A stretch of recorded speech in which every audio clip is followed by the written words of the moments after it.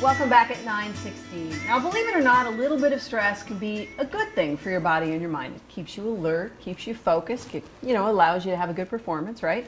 When that little bit of stress, though, gets out of control and turns into anxiety, that's when it's a bad thing and it starts taking a toll. That's right, and that's where our guest this morning comes in. Lisa Getz is a licensed associate professional counselor at the Dakota Institute of Trauma Therapy. Good morning, Lisa. Good morning. Welcome to the show here. Now, I guess we should start out by defining the difference between stress and anxiety.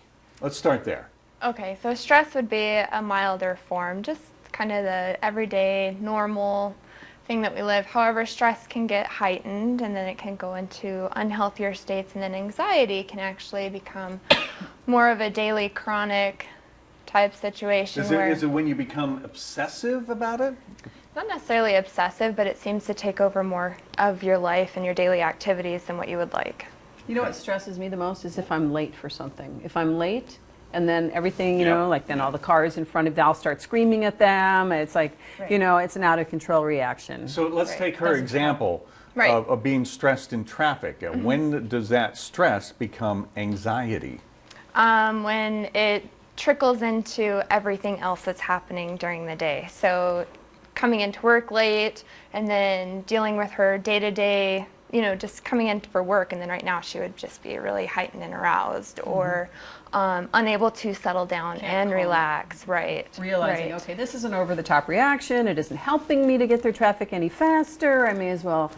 If you can't do that, then you might have an anxiety issue. Exactly. So what kind of a toll does that take on your body? I mean, seriously, it affects your body. How does it do that? Well, it can affect your organs. It causes your heart rate to go up, which isn't good for us to have chronic increased blood pressure. Our thinking is no longer clear. We can't make reasonable, rational decisions when we're extremely stressed or high-induced anxiety. It's probably not a good time to go in and ask for, a raise. Right. Well, speaking of that, I read an article this morning that it talked about how if you are stressed at work, that it can increase your risk for diabetes as well, type 2 diabetes. Have you heard that? I haven't specifically heard that, but I do know that the stress affects all your internal organs. So like your cortisol goes up, right? Exactly. And then that causes you to release sugar. Right. Yeah. Look at you. Good work. She's on top of it. She's on top of it. All right, so how big of a problem is stress and anxiety in our daily lives, in this country, in our societies?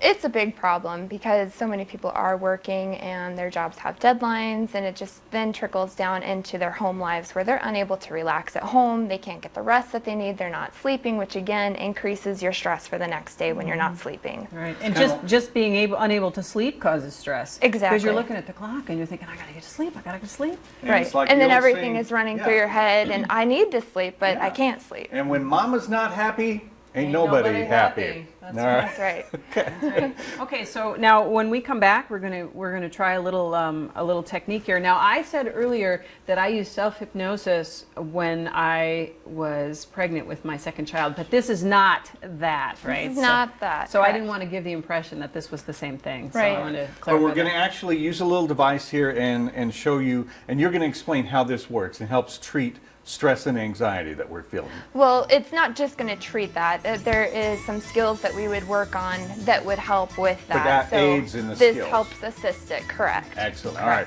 we're going to do this. We're all going to get mellow here on North Dakota Today at 9:20. We'll be right back.